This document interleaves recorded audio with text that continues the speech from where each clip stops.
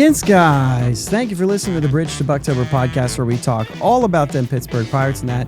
My name is Josh. Today is June 18th. The Bucks lost a game one.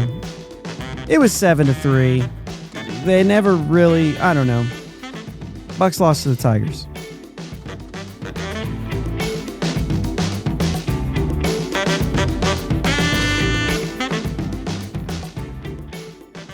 Happy Wednesday.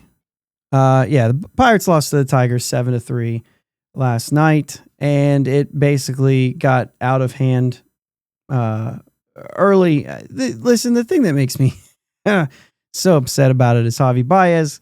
Absolutely can't stand Javy Baez. And he hits 2 home runs in this game, just kind of rubbing it in. The Tigers are first in their division. They're a very good team. I think there's a lot of us that kind of expected this. It's not going to get any easier, because tonight the Pirates are going to have to go up against Tarik Skubal, the other acceptable answer for the best pitcher in baseball right now. I talked about this before. I thought it would be really interesting to get a Skubal-Skeens matchup. I was listening to Locked On Pirates with my friend Gary. He was talking about the same thing. He would have loved to seen those two battle it out, even though I think we know how that would end just by the track record of this season and our record with Skeens pitching, and the fact that our offense is one thing and Skubal is one thing, and so on and so forth. But the Tigers showed that this stadium can handle some home runs, as opposed to when it was first built. Moved at least the left field fence in, and I know that some of these home runs were maybe not that way. Wenzel Perez's was to left center, Baez to more center, and then to left center. So Riley Green hit his to right field. Yeah, there's more. Bailey Falter, not necessarily great, but I mean, he got through 5 innings. It's 3 runs. At that point, the game was still right there.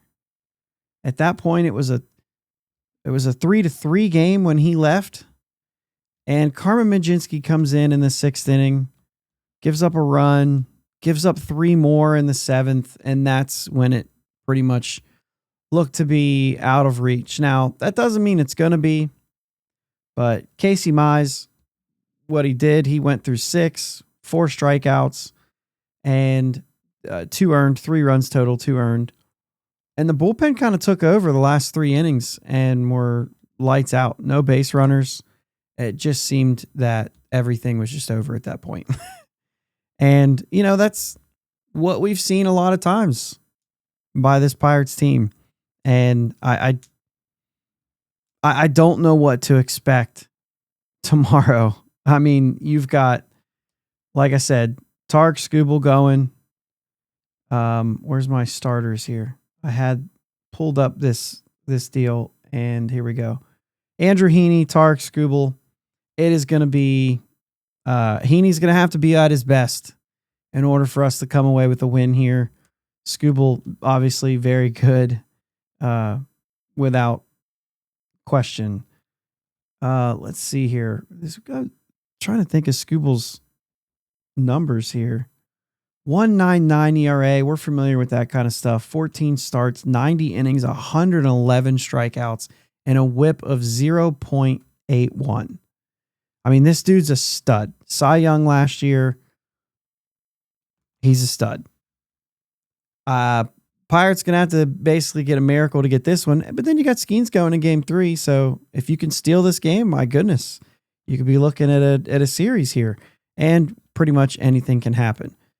Speaking of things that can happen, the 2nd inning, Alexander Canario goes into the game for Brian Reynolds.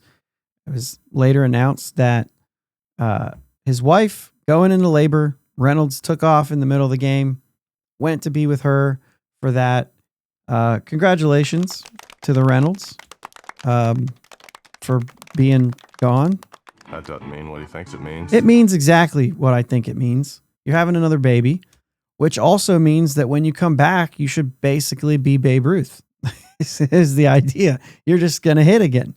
So anyway, with that could come another move. I mean, he's going to go on the paternity list, so you're bound to get another move. I was looking at the roster here and to see who was available, looking at the 40-man roster, and Jack Swinsky would be available to come up. Nick York, Billy Cook, those are the easy ones. Matt Gorski's injured right now. Javy Baez is injured. Those guys will not be on the list of possibilities. Sung-Shae Chang is a possibility.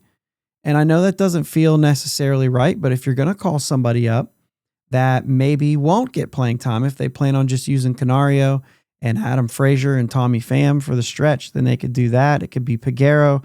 Ronnie Simon was playing left field tonight in Indianapolis.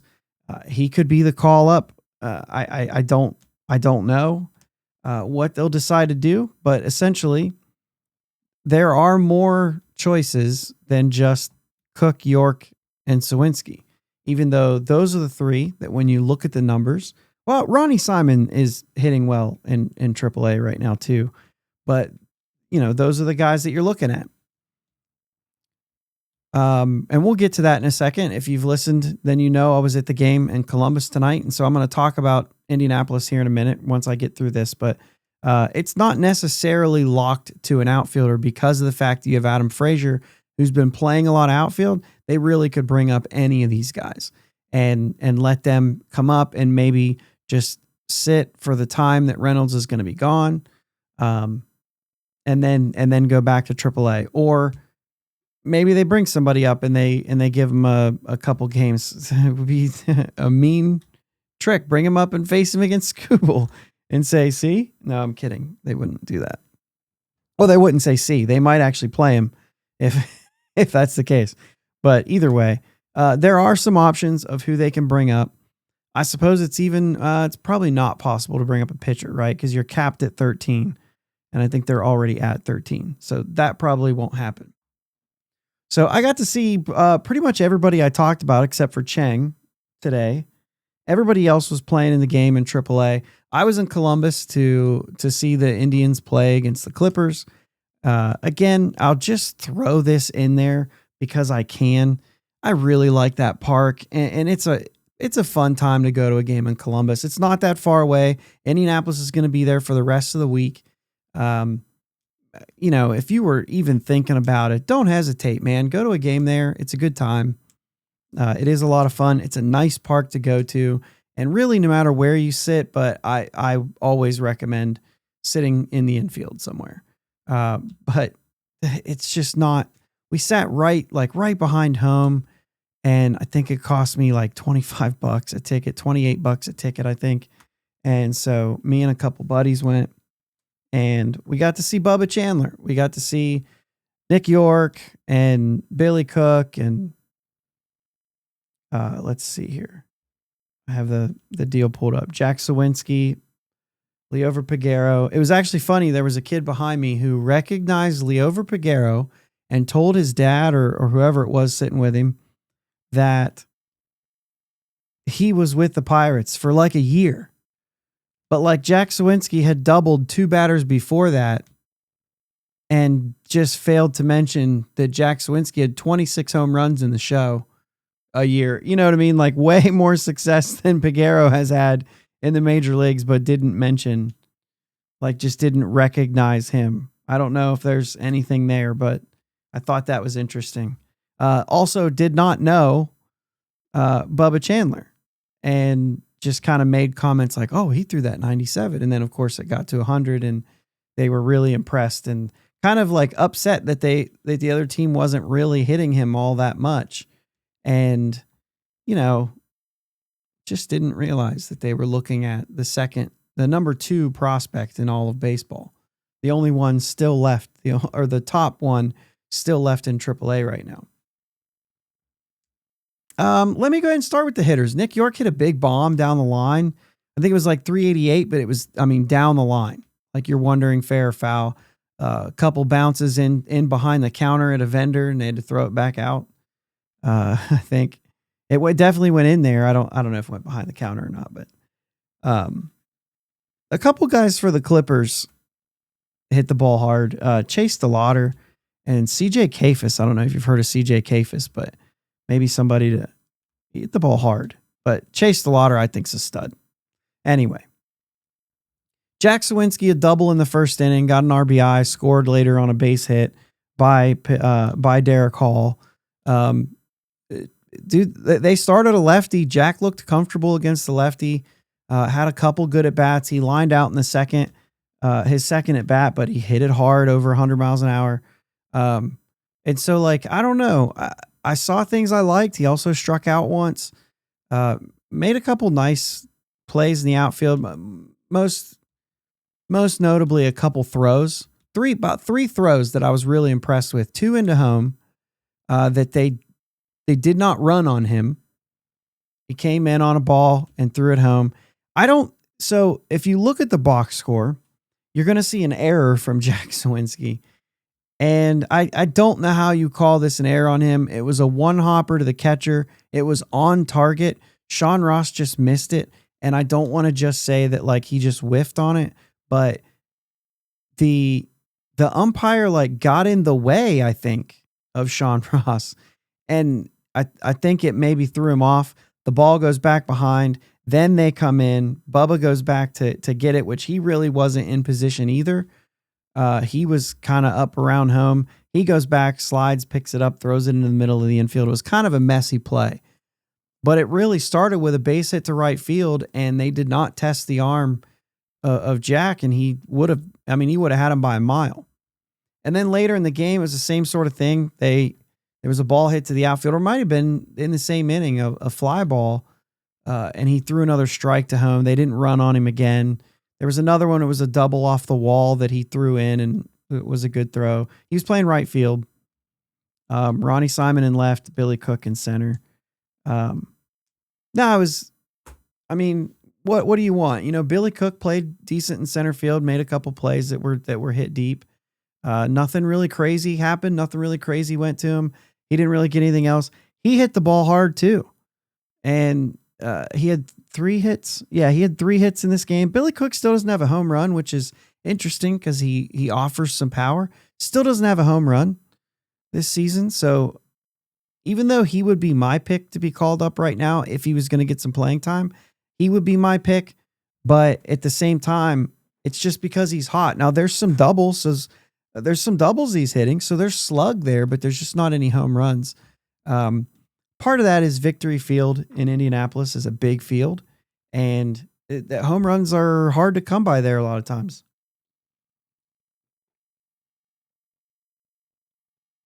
As far as Nick York goes, I thought he had really good at bats. He struck out once, he walked once, and he hit the big home run, obviously. But he had some good at bats, and I was impressed with him. Just as much as I was the last time. He had a couple RBIs in this one. Ronnie Simon, actually, he had the 1 hit, but it was a double. And yeah, he walked and he got a couple RBIs in the double. But the problem I had with him was he got to second after the walk, and Nick York got on, and he just gets picked off at second. He gets in a pickle. Picked off at second to make the first out when you had Nick Solak up with runners on first and second. It seemed like a good scoring opportunity and kind of squandered it. A little bit later, I will give you this example too. The contact play was on. Derek Hall was at third, runners on the corners. Alika Williams up to bat. He hits a ground ball to third base. Contact play on. Derek Hall's running home. Third baseman Will Wilson makes a nice play, gets Derek Hall at third. And it was one of those scenarios where the contact play worked out because instead of going to second and going for the double play, he goes home and he gets the out. And then Ronnie Simon gets up and hits one down the left field line for a double, which scores 2. And they wouldn't even have been on base. So you end up with an extra run there. Anyway, scores 2, and then Ronnie Simon, as the throw comes into home, just is in no man's land between second and third. They cut it off. They get him in another pickle. So 2 base running mistakes from him. I guess with that said, he could also be the guy that comes up and sits there for a minute. I don't know where his options are, so maybe not. Maybe they'd have to pass him through waivers in order to send him down. But either way, I they're a good team. I mean, they're winning games. They won this one 7-2. It seems weird because I just don't. I still think the guys we have up there. I mean, other than Tommy Pham, obviously, but the guys we have up there are still better than these guys. So, but they're better than the other AAA teams for the most part. So anyway, let's talk Bubba Chandler and get out of here because that's what you all want to hear about. And guys, listen. He was got 4 innings. He had 79 pitches. We'll start with that. 5 hits, 3 of them hard hits, 95 or more. 2 runs, 1 earned, which, like I said, the 1 earned was because of the ball that the catcher missed or overthrow due to the throw was on the target. But whatever. Just 1 walk though, but he only struck out 3 in 4 innings. The fastball was good. The fastball had a ton of life. He's not getting chases on the fastball. So it's not something where his fastball's wild and they're just swinging at everything and that's not going to work in the majors. That's not it. His whiffs are in the zone for the most part. And so that's the kind of thing that you like about it, right? On the fastball, 16 swings. He got 4 whiffs on it though. They were in the zone. Maybe one of them may have been outside of the zone. I'm trying to look at it now. 4 called strikes, which, you're talking. Where's it at? I thought I had it here. Yeah. So a total of all his pitches, he's getting 19% swing percentage outside of the zone, which isn't a whole lot. So he's not relying, like when you say like, oh, he's wild and he's getting a bunch of chases. That's not what's happening. His stuff's playing in the zone. He's been walking a lot. He was a little sharper, but like he was barely missing. It's not completely wild, but he's nibbling a lot. 47% strikes or 47% in the zone, I'll say. The strikes were a little bit more than that because of the few chases you're going to get. He got some chases on the slider and so on. The changeup actually looked pretty good in this game, except for it wasn't consistent. It got some good swing and misses. It got some weak contact. He also left it up right in the middle of the zone like 3 times. One of them, a fly out to the warning track, which you got to imagine like, hey man, you get to the show. That's a 3-run homer. There were things. It was still really impressive. I mean, the dude's pumping 100, right? Average of 98.4 on the fastball, like absolute steam. The curveball was not really over the plate much. Slider, fine. He had a couple really, really good sliders that were nasty. And then a few that looked like he was setting them on the corner, but I would watch on the app and he's just missing the side, and he wasn't getting the call. And they were just looking at him. 79 pitches in 4 innings. They went deep into counts. He still was able to just bring the heat and get the outs and just give up the 2 runs. But all in all, most of the hits off of him were singles, if not all of them. There might have been 1 double, and there was a couple loud swings that were flyouts that traveled pretty far. I guess what I'll say is I'm okay being patient right now. The Pirates pitching staff is doing pretty well. You can say what you want about Bailey Falter's start right now. He's been really good. I mean, his ERA is still under 350 right now. And Mike Burrows is on a little run right now of like 3 consecutive really good starts. And obviously Heaney and Keller and Skeens have been doing what they've been doing. And right now, this starting rotation is pretty good. Bubba could use a little bit more time. I know the ERA is at 260. That's just because his stuff is so nasty that you're not going to be able to continually hit off of him at the AAA level. There's not enough guys in your lineup that are going to continue to hit him. There were some guys down there that he could just throw 100 and you'd see him go up like one hitter. It was just like fastball, swing and a miss, foul ball. And then he'd drop a changeup in and get a weak ground ball. And it was just like, there was another one that was just 3 straight fastballs, I think, or a slider, fastball, something like that. And he swung and missed on the outside corner. And I mean, it was just, you could see those moments of he's going to absolutely dominate this at bat. And he's got all the stuff, and you saw all of it on display.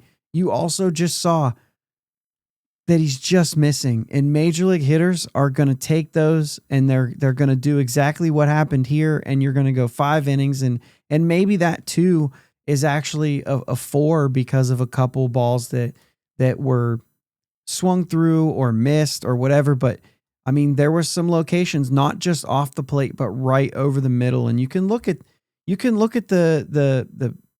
pitch, pitch 3D or whatever. There were some takes that were right over the middle that like I said, they get damaged. They get damaged in the major leagues.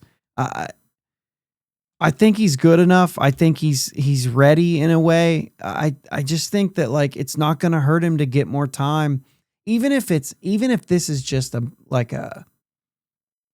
moment. Like he's had a run now of about 5 starts or so where it's been a little like this, and I'm patient. I want to see him come out of this when he starts to get that pinpoint accuracy back, which, by the way, this isn't something this guy's dealt with a lot in saying like that he's thrown a lot of balls. Like he's been a strike thrower and he's been a strikeout guy. And I think he'll get back to that. Just like hitters go in slumps, pitchers can too. And maybe that's all this is. And he's just so good that it's really not hurting him all that much. But at the major league level, those guys are going to hit. And so I'm patient. Let's let him come out of this first, this little run he's on. Let's let him come out of this on the other side and then see where we're at. Andrew Heaney is going to get traded at some point. That's going to be Bubba Chandler's call up.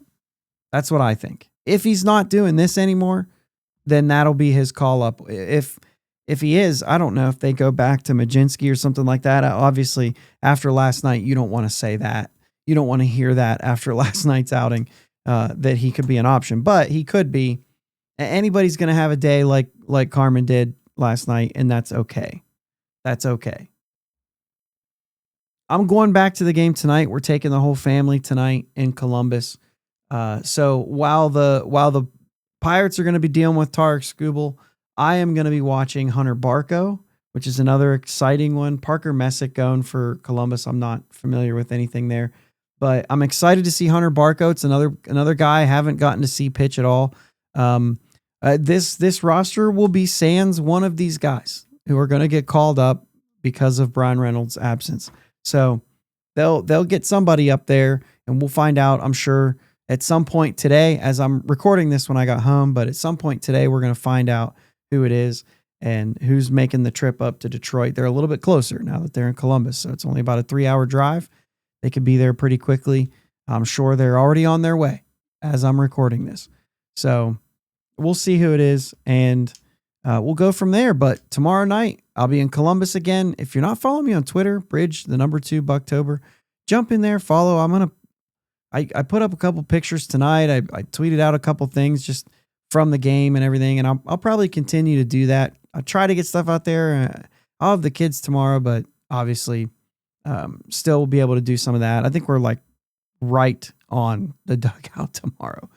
So we'll have all the views. We'll have all the close-ups like that. So that'll be fun.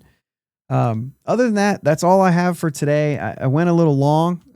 Maybe try to go a little tighter tomorrow, but I guess I'm making up for yesterday's when I was just dead tired and had basically nothing to say. And, that's fine. So it is what it is. Congrats again to Brian Reynolds. I'm assuming all is well. And hopefully when you get back, we can see the Brian Reynolds that we know. And Hunter Barco tonight. I'm excited. Tarek Skubal. Hopefully Pirates can get a couple runs there, and Andrew Heaney can be great. So have a great Wednesday. Enjoy it. Listen, I know the Pirates are playing against the Tigers. If you thought that we were making the playoffs this year, I'm sorry, we probably won't.